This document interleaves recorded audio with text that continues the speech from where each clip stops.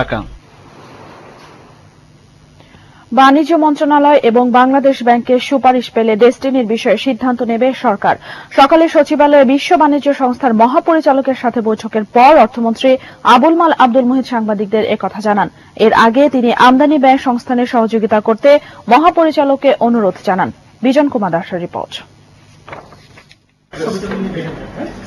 ঢাকা সফরের দ্বিতীয় দিনে অর্থমন্ত্রী আবুল মাল আব্দুল মুহিতের সাথে বৈঠক করলেন বিশ্ব বাণিজ্য সংস্থার মহাপরিচালক পেসকেল লেমি। এই সময় বাংলাদেশের ভৌগোলিক অবকাঠামো, ট্রানজিট সুবিধা এবং সংস্থাটির বাংলাদেশে প্রসঙ্গে কথা বলেন তারা। পরে সাংবাদিকদের সাথে কথা বলেন পেসকেল লেমি। তিনি বলেন, ভৌগোলিক দিক থেকে বাংলাদেশ ট্রানজিটের জন্য সুবিধাজনক স্থানে রয়েছে। এই ইস্যুতে প্রতিবেশী দেশগুলোর সাথে আলোচনা চালিয়ে যাওয়া উচিত বলে মনে করেন তিনি। The good news for Bangladesh and for other least developed countries is that we now have a rule which has been accepted in WTO, negotiating with emerging countries or developed countries on specific sectors. তার সাথে দ্বিমত পোষণ করে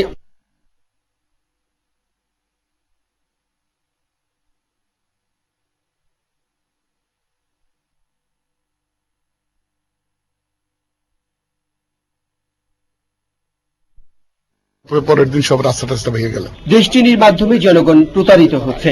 সম্প্রতি পত্র পত্রিকায় প্রকাশিত এমন খবর সম্পর্কে মন্ত্রীর কাছে জানতে চাইলে তিনি বলেন, বাণিজ্য মন্ত্রণালয় এবং বাংলাদেশ ব্যাংকের সুপারিশ পেলে ব্যবস্থা নেওয়া হবে। কারণ this is main actors in it is the Commerce Ministry and Bangladesh Bank.